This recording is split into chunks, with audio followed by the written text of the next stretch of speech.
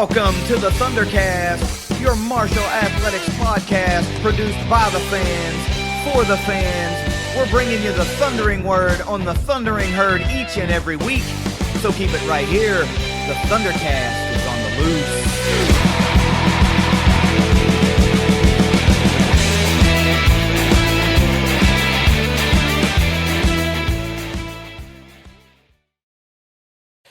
Marshall's rushing attack finished number 22 in America last season. Now this running back room has 3 jobs in 2026. Number 1, you're going to have to replace over 1,100 rushing yards. Number 2, help take some of that load off of CDRW in the run game. And number 3, keep Marshall among the nation's best offenses. So that begs the question, is this room reloaded or is it rebuilt? That's the questions we're going to try to answer tonight on the 2026 Marshall Football Position Group Breakdown Running Backs Edition.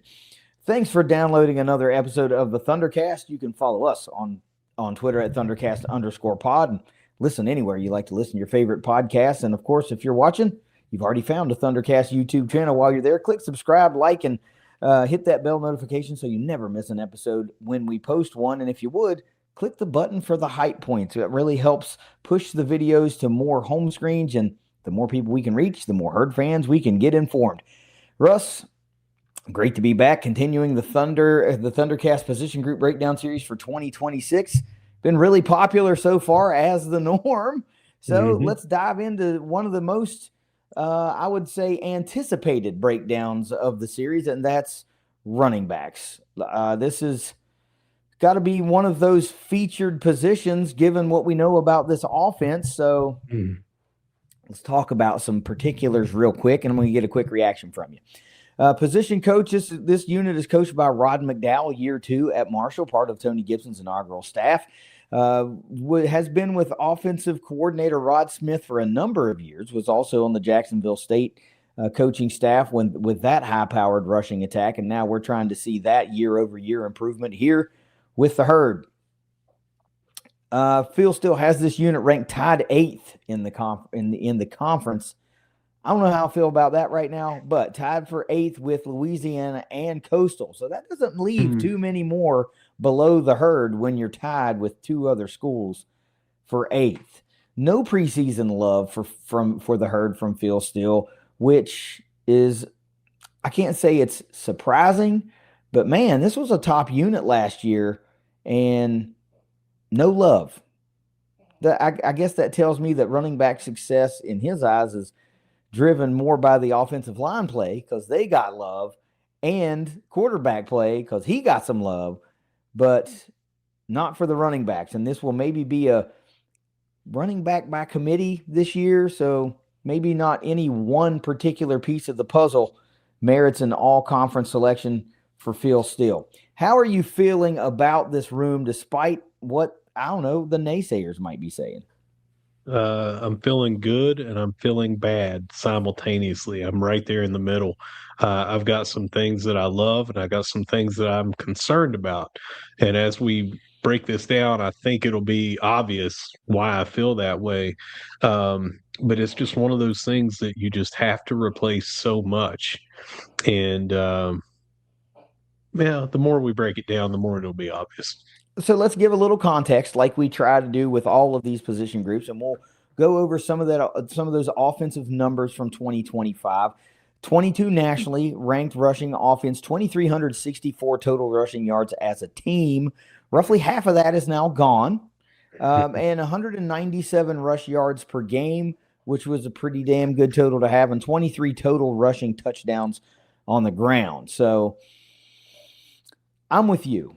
There are a lot of things I do like about it, but there are some question marks that linger over my head right now, and I'm with you also. The more I think we talk it through, the more those things are going to become apparent as to why. It's not so much of being a hater and thinking that there's not enough talent in the room. It's just several other things that go along with that. So let's keep it rolling with those departures. You seemingly always have a list of the departures. Let's talk about the guys that are no longer on the herd and the various reasons why.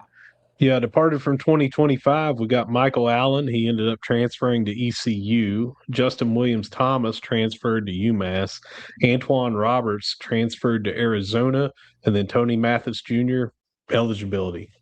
Um, that is four who we thought were going to contribute a lot last year, and three of them really, really did contribute a lot. Tony Mathis Jr. still, coming off the injury, just was not the same and did not get the carries that we might expect that he would have. Yeah, he was the kind of the exception to the rule. The senior, the guy, the final year to play. You think you're going to go somewhere and contribute in a big way, and just wasn't able to do that. Normally, when we see that, that's the number one talking point that we have. You don't transfer somewhere to not play with 1 year to go. But unfortunately, that was the story for Tony Mathis. Now's a good time to talk about our presenting sponsor for the 2026 Position Group Breakdown Series. That's Secure Construction Company. If you're in need of a roof repair or a roof replacement, Secure Construction Company should be your number one call for the tri-state area, and particularly if you're a Herd fan, you're definitely going to want to do business with Secure Construction because they too are huge Herd fans. Russ, you got anything to add before we give the folks some finer details of what Secure Construction brings to the table? Yeah, when you think about what this video we're about to show you says about the different types of roofs they do, commercial, residential, but the different types that they do for each of those. But think about what it's saying about best in the tri-state. Think about what it's saying about family owned since 2000. And more than anything, what KD just said, they're Herd fans. Why would you not want to do business with Herd fans as a Herd fan? But they are at the top of their game, and this video will tell you a little bit more about that. Your roof takes a beating from this tri-state weather. High winds, never-ending downpours, and more lead to leaks, loose or missing shingles, and other storm damage.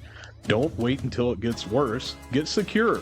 Secure Construction has been handling commercial and residential roofs in the tri-state for more than 25 years. They have been family-owned since 2000, are fully licensed and insured, have a 10-year workmanship warranty, and have been voted best in the tri-state 14 years running. So if your asphalt, rubber, or metal roof needs replaced, repaired, or just needs an honest inspection, call Secure Construction today at 304-733-1760 or find them on the web at secureconstruction.com. Be sure and mention the Thundercast when calling for your free, honest estimate. Home improvements in secure hands. All right, KD, I've got the returners here as well, and I'm going to go over that. Usually when we're talking about offensive line, we had some of these were like huge body transformations and stuff like that. There's one that stands out on this as well, but two that are, I don't know. You'll see. Returning from 2025, number 5, Joshawn Barbie, 5'9", now 197 pounds. He was 190 last year, and if you remember, even at 5'9", he was basically a power back on the goal line. And now he's added 7 more pounds and seems to be healthy heading into 2026. Consequently, number 20, Judah Price, 5'9", last year was 180 pounds, now listed at 167. Leaner, faster. We'll have to see how that plays and how much that'll change when the fall roster comes around to see what that final weight is. And then number 22, Anthony Quinn Jr., 6 foot even, 197 pounds, exactly the same as last year. That's your 3 returning players from the roster last year. Now, as we dive deeper into this, obviously we all know that the quarterback was a major part of the running attack. But that's not what we're talking about today. We're talking about the running back room. So all of you guys that are expecting us to factor in CDRW to the run game, that's not going to happen in this episode. We know he's a huge part of it, and we know he's going to be a huge part of it again in 26. I think where you're going to see us talk about him the most is how this room will help to lighten the load versus what we saw last year, or hope to lighten the load of him in the run game. So there won't be a very much quarterback talk and what he brings to the table as far as the run game goes. I just wanted to get that out there before we dive into some newcomers, which is fairly sparse. Yeah, newcomers right now. This is on the roster. Number 21, TJ Lester, 5'9", 206 pounds, out of West Georgia. And then not on the roster yet, but confirmed to coming. Remember, this roster came out April 1st, 2nd, somewhere around there. Josiah McLaurin transferred from Maryland on April the 7th. That became official, so that's why he's not on the roster, but he is here, is on the team. 6'1", 188 pounds. Now, people watching and listening may say, I seem to remember you reporting him as a wide receiver. Well, he went under a position change at Maryland. He went there as a running back, but he ended up, due to his size and receiving skills, they tried to convert him from more of a hybrid into a wide receiver. You kind of get the feeling with only 4 other running backs on the roster that he is at the very minimum going to be a hybrid, but expect him to be in the backfield, a part of this running back room. Yeah, I would agree. And I think actually that skill set plays a little bit better in this Yeah. offense because he may be that go to pass catching option out of the backfield. But I'm with you. I think ultimately you'll see him in the running back room just for sheer depth purposes, if nothing else, not even taking into account the talent, the fact that you might not be able to get him off of the field because he's earned his way onto the field, that type of thing. But yeah, so it's pretty light in a run heavy offense. What we thought it was going to be, this room doesn't have as many backs as I thought. I mean, I don't know what the number was, but I didn't think it would be like 6, or 5 or whatever. I figured it would be a little bit more, maybe a few more. And there are a couple that, might be you thinking, well, what about this person? I remember this person, that person. If we didn't mention them, they are not on the roster. That's 2 different running backs that were mentioned of transferring in here. They're not on the roster. That has been confirmed. And if we're not talking about them, I know there's going to be questions if we didn't say that. What about this person? What about that person? They're not here.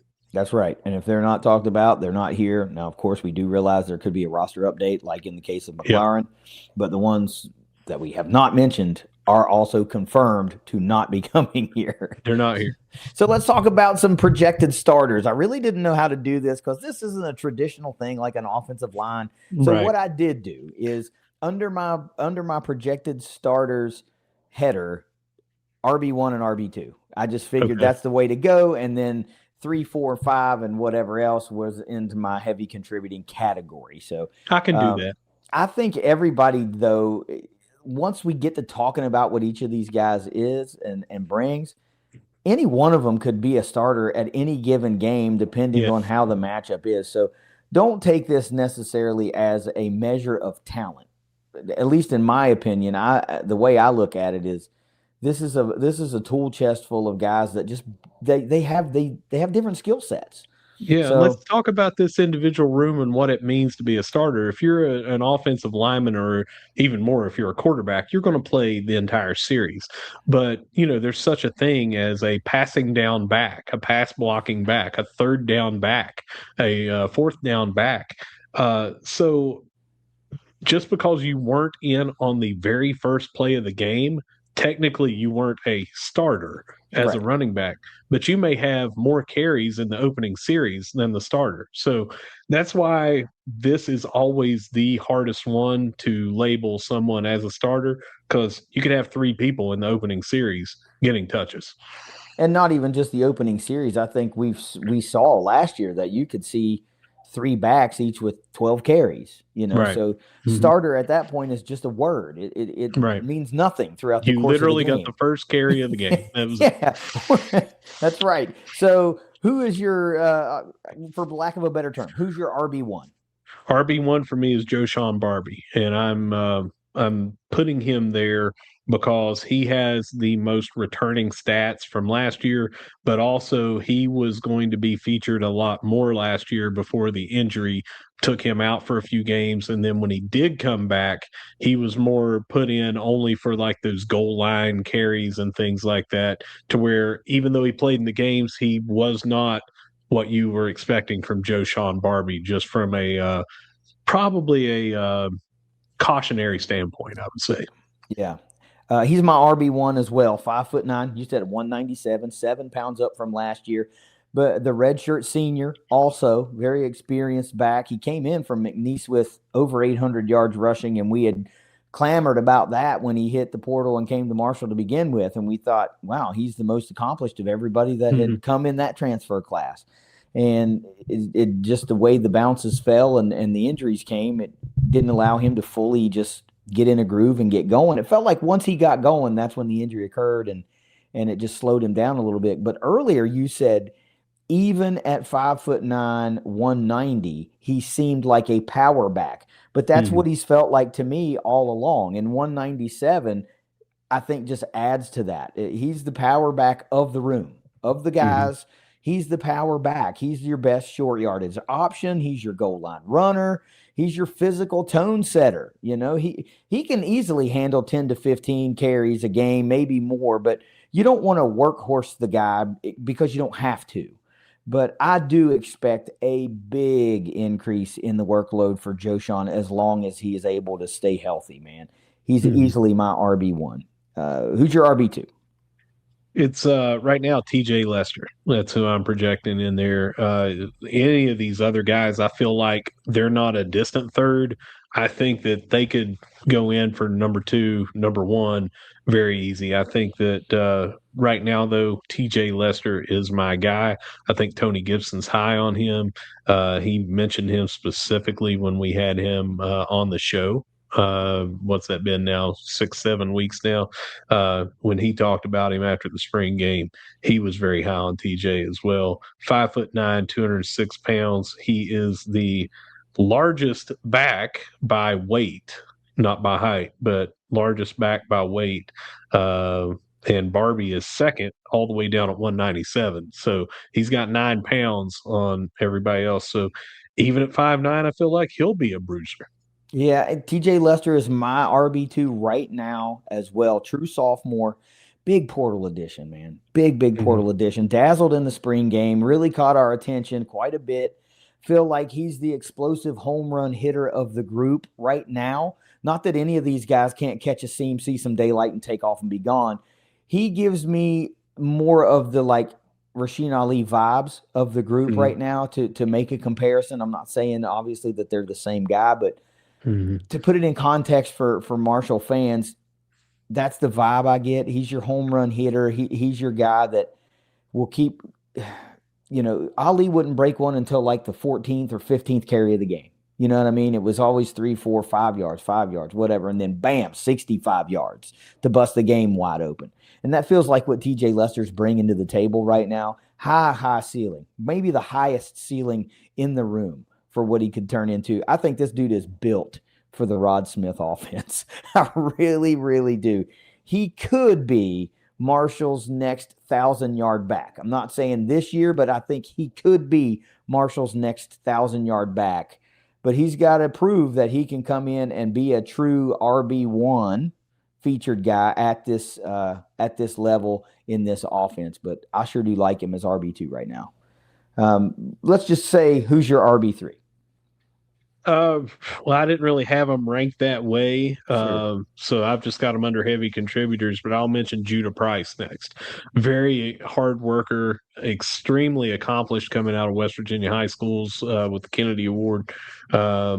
And he has been featured by both what Coach Gibson has said about him, but articles, videos that have come out, and he is one of those that you just really, really expect a lot out of. Now, they got him listed as 5'9", 167. Just for the beating you might take, I would like to see that number get back up a little bit closer to that 180 that he was at last year. But I'm not Dwight Galt. I'm not Tony Gibson. I'm not Judah Price. He might be better at that skill set at 167 than he was 180 last year. But I do think that he will get some time this year, and he will show some people a lot more that he did not get a chance to do last year. I got him in the same slot right where you got him. He's my RB3 just as we're talking, not necessarily on the depth chart. True Mhm. sophomore again. You mentioned highly accomplished coming out of high school. If I'm not mistaken, he was like the Gatorade Player of the Year He was, yeah. in West Virginia coming out of Independence High School. Yeah, he got a little touch last year at the end of the season. Not much production, but 10 carries, 34 yards. Had a couple of good runs, showed some flashes. And I don't think they write featured articles on you if you're not going to see an increased workload. I Right. mean, I think when somebody approaches you or approaches the athletic department and they say, "Hey, we want to do this," I'm like, that probably ain't a good idea. So if they Yeah. say, "Yeah, run with it," that probably tells you that he's going to see an increased workload this year, and I'm here for it. I mean, 5'9", 167 doesn't scare me at all. That tells, dude, this kid is a perfect change of pace runner, a perfect like late drive substitution type deal to fresh legs, catching defense off guard. This kid is tough. He's scrappy. He's your Swiss Army knife type back. I mean, there's not a lot to dislike about Judah Price. I think he's got the potential to be a 750-yard all-purpose yard player. You know, kind of doing it all over the place. Feels good out Hmm. of the backfield. Runs. Will even run between the tackles, which is Hmm. wild at 167. You would think. Here's the thing. I think that is what will happen the most. I think defenses will look at him and go, this kid ain't got it. And then they won't Yeah. realize that he's got it until he's past them. And then they're Hmm. like, shit, we just gave up. What the hell? His kid's standing in the end zone now. So please make him the underdog. Don't respect his game and then see what happens. But the biggest thing for me is I think he must prove that he deserves 8 to 10 touches a game.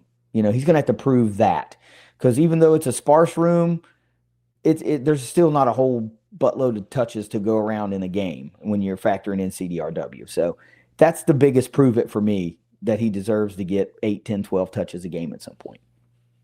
Who's next for you? Next for me is Anthony Quinn Jr. He also wowed me a little bit in the spring game, and I think with his size, it makes him stand out a little bit. 6 foot 197. He's also one of the bigger guys there, and I think that this might be now his time to shine. You know, he sat there patiently last year. He's got a year in the system and things like that. And I think he's primed the same way Judah Price is. Yep. I got Quinn in the exact same spot, redshirt freshman. But you're right, was in the program last year, watched, waited patiently. And when he committed, I remember we were very excited about what we had Very seen out excited. of him coming out. And, you know, I think a lot of fans have forgotten about him and the excitement that they had or should have probably did have when he committed, especially if they watched film like we did. So he's flying under the radar for a lot of the fan base. I'm betting. This is a very shifty guy with very legit speed, you know. Um, but I just feel like it's a prove it. You know, again, it's like with Price, you're going to prove that you deserve to get touches, that you've proved that you deserve to get playing time, and that's hard. That's hard to do when you've got guys ahead of you that have shown that they deserve to get those same carries and that have already put some production on the field. So he'll get his opportunities. I don't doubt Mm. it, especially early in the season. You know, when you're talking about playing the Middle Tennessees and the Gardner Webbs and things like that. That's Mhm. where these guys get a chance to prove it and build some trust going into the conference slate. But I really like what he brings to the table. I just feel like I need to see it a little bit. And I guess we both agree that McLaurin falls at number 5 for us just because we really don't know where he's going to fit in yet. So Yeah. let's Uh, talk about him. Yeah, I want to say one more thing about Quinn. His Herd Zone bio specifically mentions as a recruit, his ability to catch passes out of the backfield made him a very valuable recruit.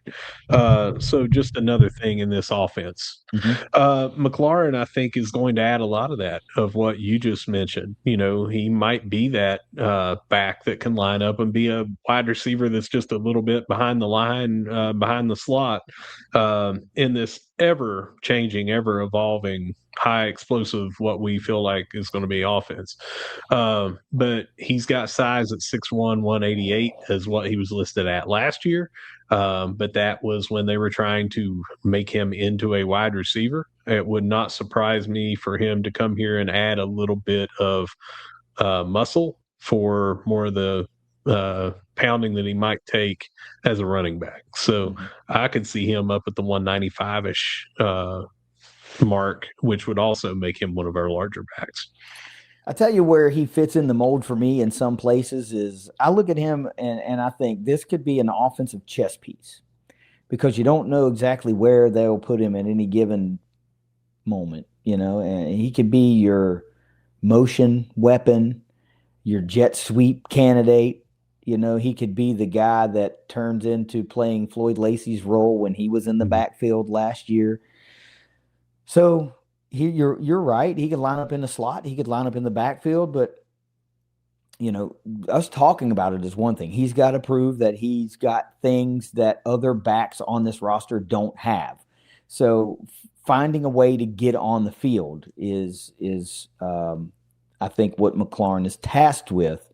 And again, he'll get his opportunities as well. They're going to give all these guys a shot to prove that they can do something and earn more rep. I think the only ones that are really probably safe from that are Barbie. You know what you get with Barbie. And I think they really know what they've got with Lester as far as the run game goes. The other three guys are going to have to make it in the run game, contribute in the pass game, and can you block? That's what'll keep you on the field, I feel like. Any other words on McLaurin? Nope. All right, let's talk about strengths and weaknesses, man. I go 3-3 this week.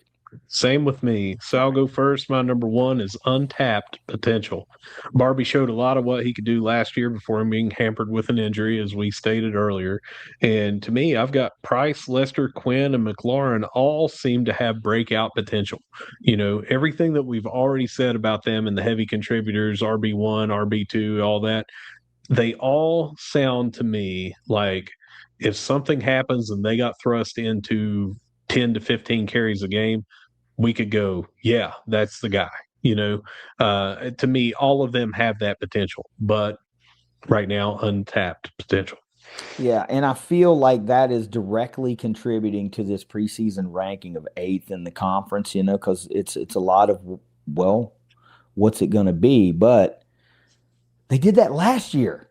Very portal heavy last year. And what 3 of the top 4 rushers were portal guys, I feel like, and the only one that wasn't was Roberts. He was already with the program, but they went out and attacked the portal and found guys that could contribute for them. But my number one overall strength for this unit, I believe, is the offense in which they're playing.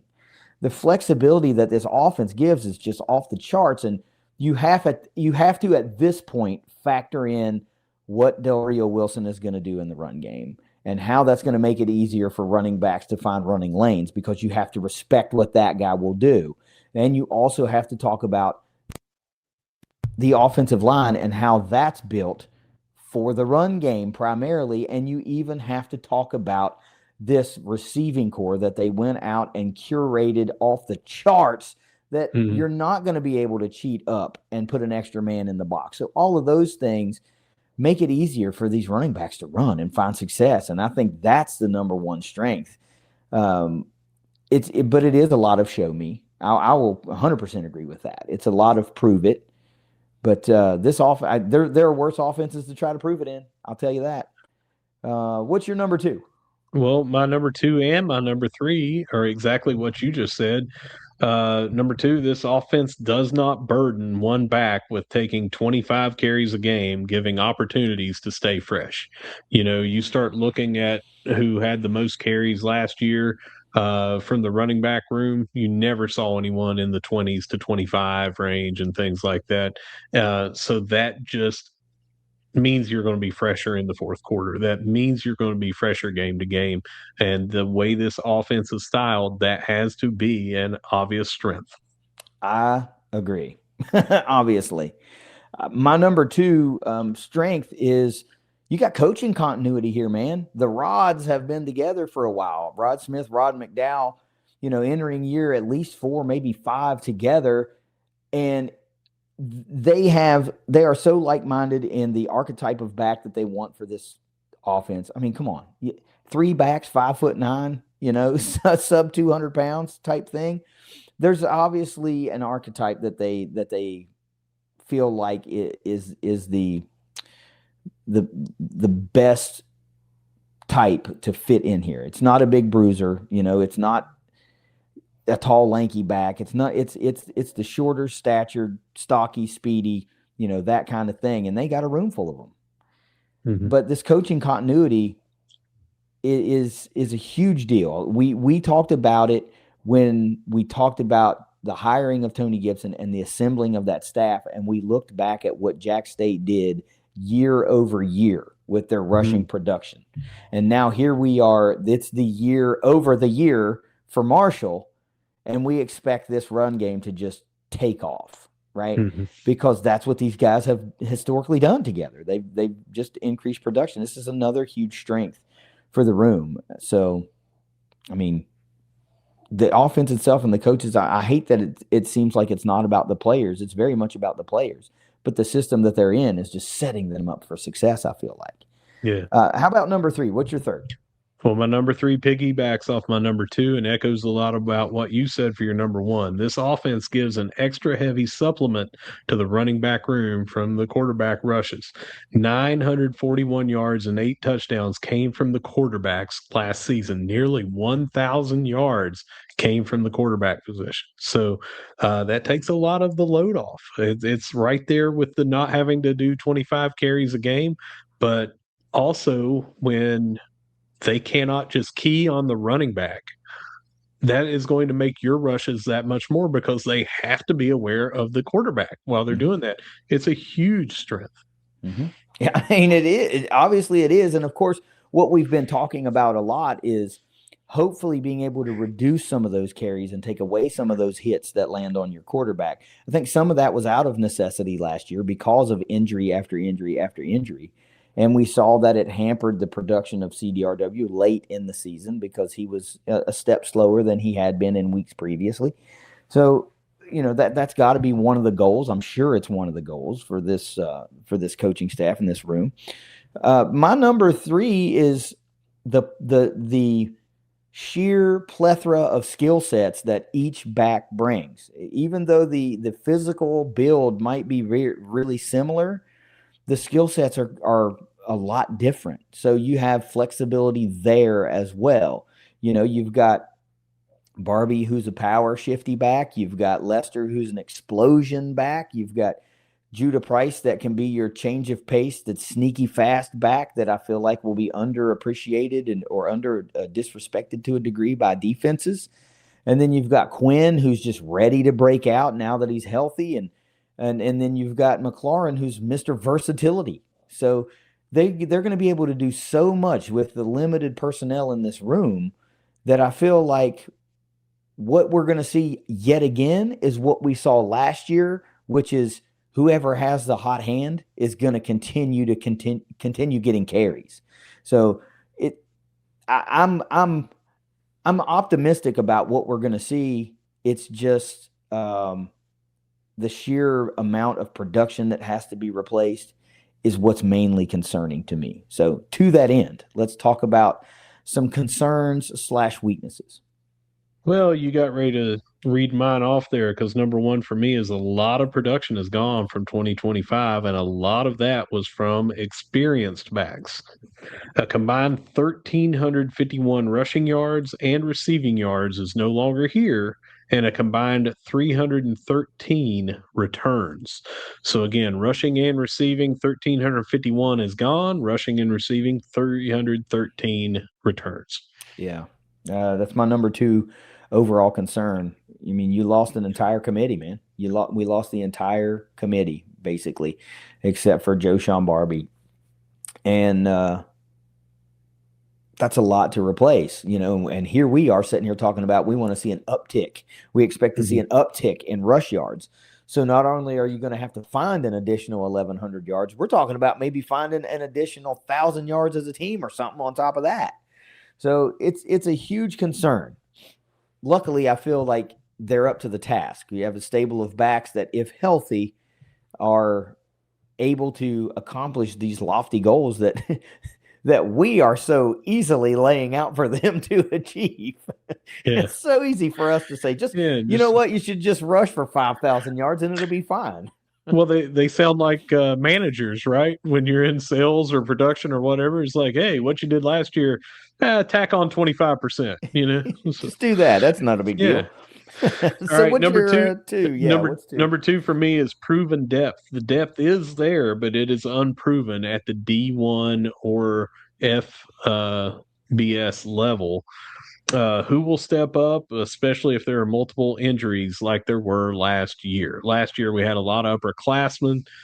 When we had these injuries from multiple backs, we had someone there that was already experienced at that level.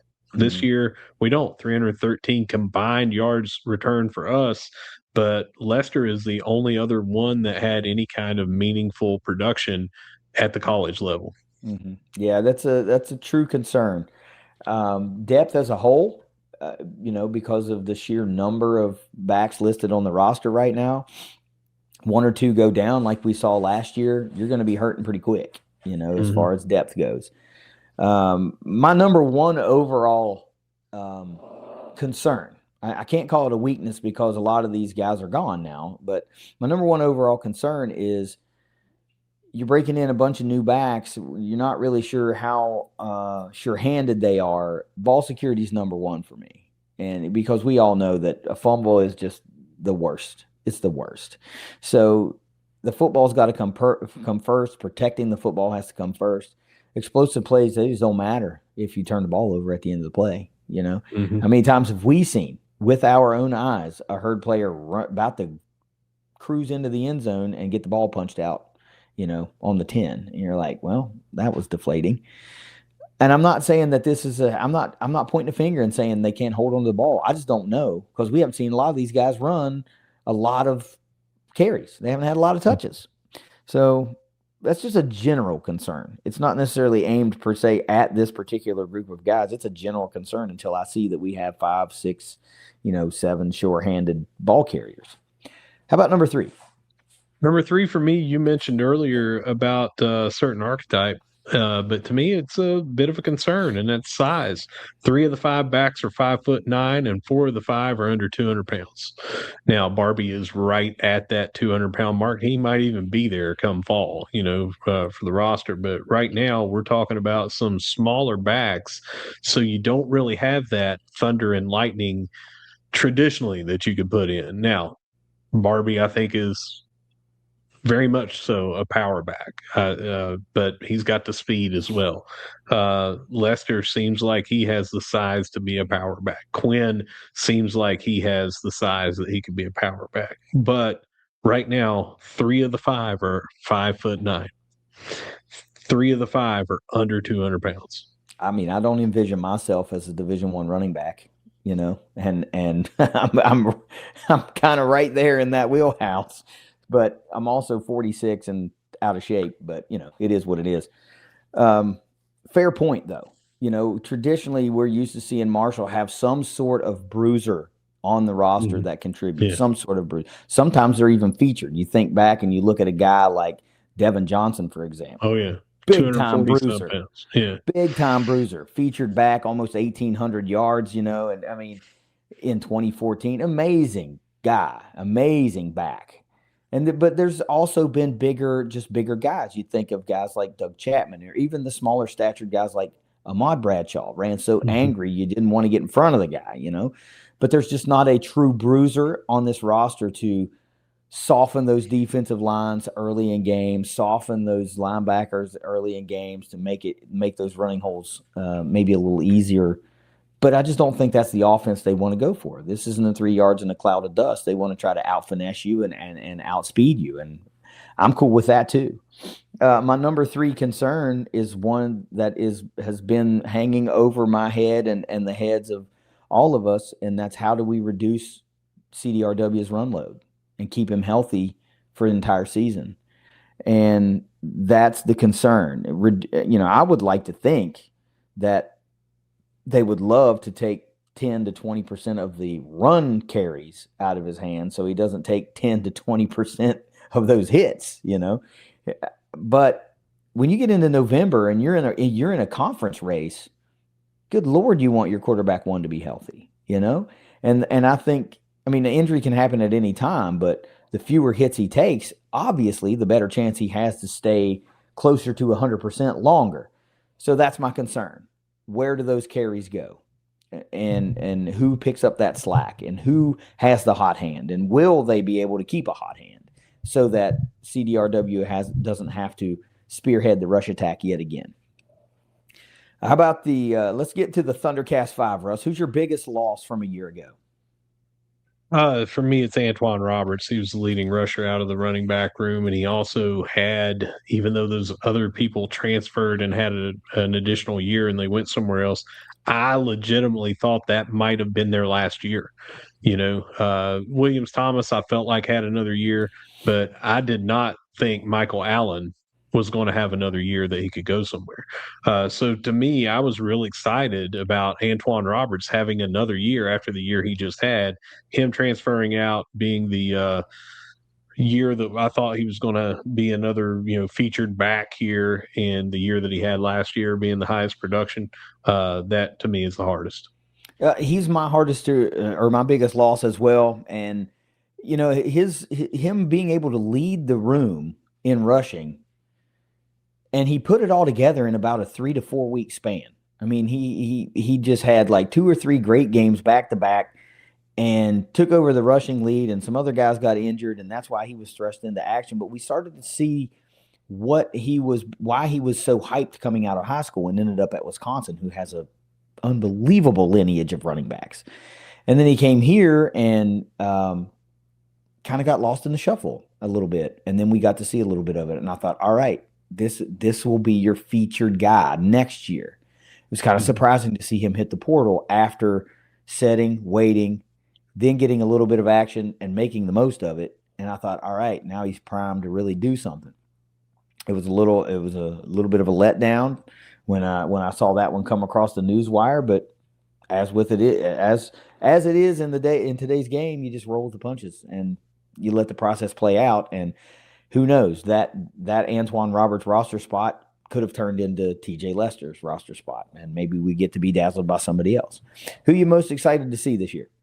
It's a healthy Joshawn Barbie. I feel like him getting the featured touches that I think that he should get, that's what has me amped up. And last year, I thought we were seeing glimpses of it, and then he got hurt. And then even late in the year, App State game, he had 10 rushes for over 100 yards and, really showed a little bit of what he could do even after the injury. But I am really looking forward to him most this year. I am most excited to see a newcomer. I'm most excited to see TJ Lester. He's just quick and explosive. Like I said, I feel like he's built for this offense, and he could be the next, great back. I just feel like we might begin to see the start of that this year. He's got the biggest home run threat ability, in my opinion, in this room right now, and that's what I like. I mean, that's what kind of gets me going is bursting through the line and you're just gone. The Kelly Green in a streak is just something that I like watching, the running away from defenders. So I'm really excited to see the home run ability of TJ Lester. Who's your breakout player this year? Well, it's Lester for me. I feel like he's going to break out, and I feel like he's going to be one of those that not herd fans, but other conference fans and national fans are going to say, it's a guy that came from West Georgia, and they're going to underestimate him. And then they're going to say, oh, yeah, this guy, I'd like to have him on my roster. I don't want to face this guy. So that to me is going to be the breakout that we're going to see from him. My breakout player this year is Judah Price. I feel like if the press is covering you and saying you're going to have an increased role, that alone tells me you're going to have more opportunity to break out. But I mentioned it earlier. He's my Swiss Army knife of this running back room. I see him with the potential of a 750-yard all-purpose yard season, man. Out of the backfield, running the ball. I mean, I feel like they're going to try to find ways to get the ball into his hands kind of thing.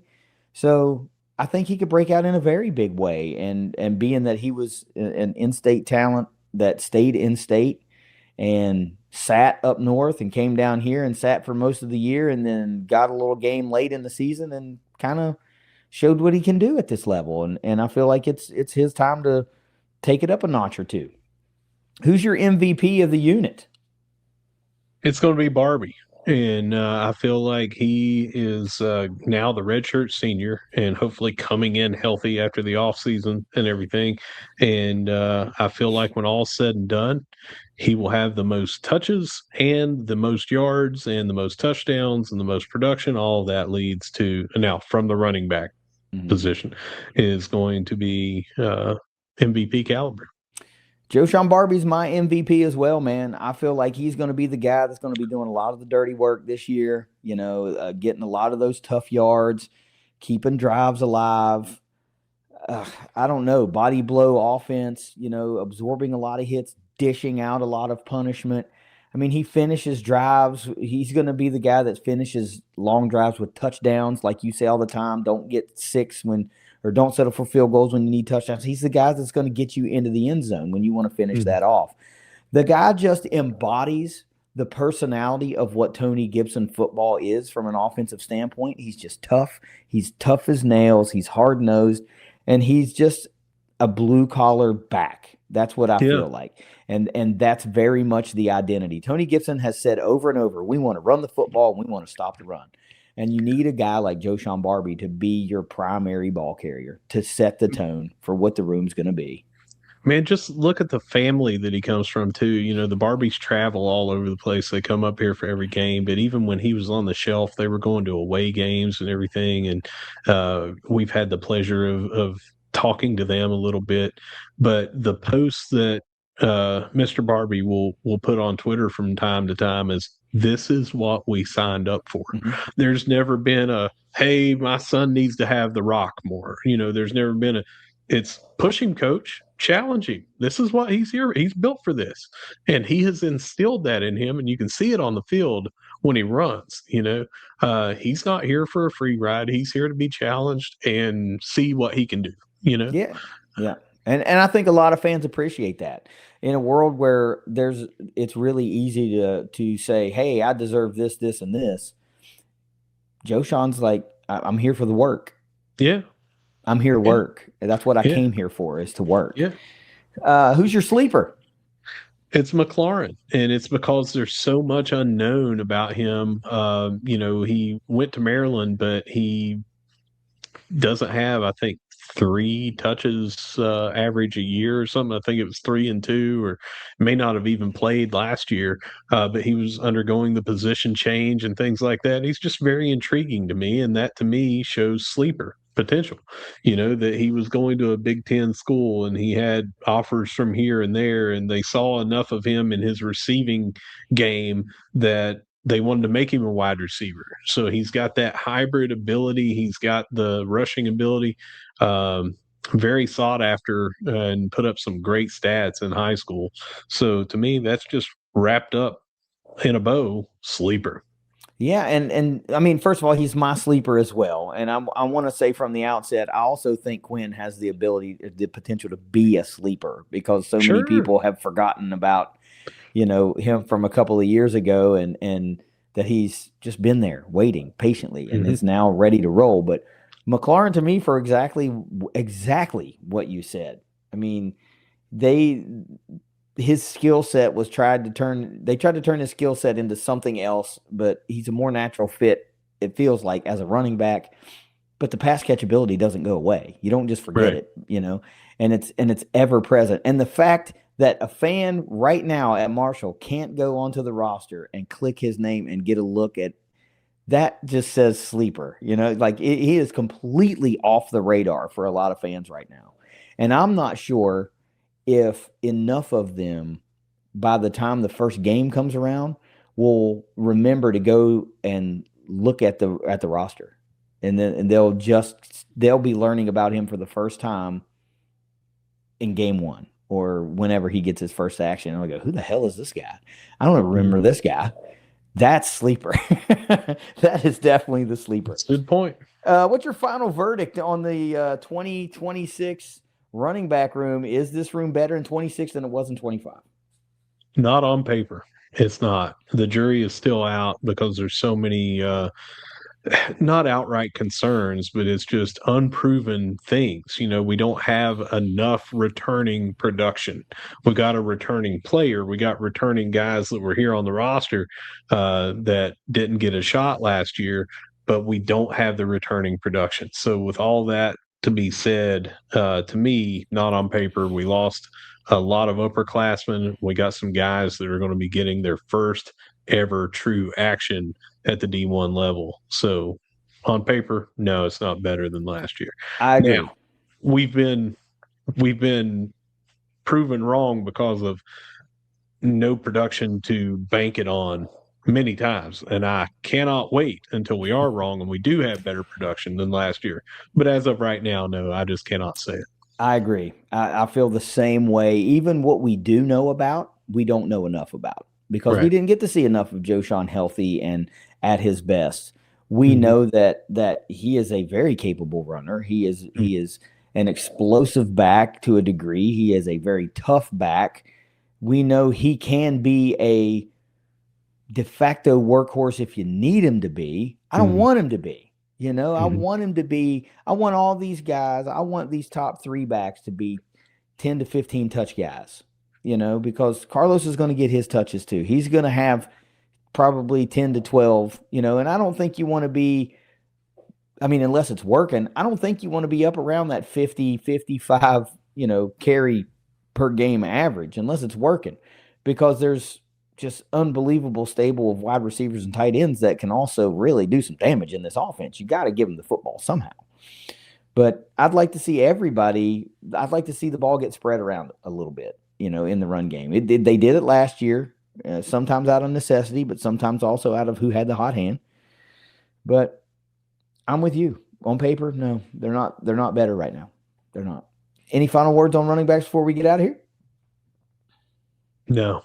All right. Well, I have supreme faith in what Rod McDowell and Rod Smith will put on the field. Let's say that. I have faith that you will see some very exciting plays. You will see some very good individual efforts. The biggest question is, will it be consistent all season long? And will it be better than what we saw last year?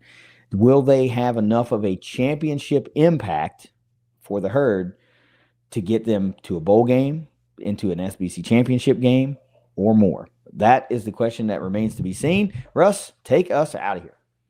Yes, whether you see us at the Jack, whether you see us at the Dot, or whether you see us cheering on, it's coming up so soon. Whether you see us cheering us on at the tailgate and at the Jones, no matter where you see us, we're going to be saying, go Herd. Go Herd. It's the Thundercast. Tune in next week. We're flipping it up a little bit. You got to come back and see who. Later.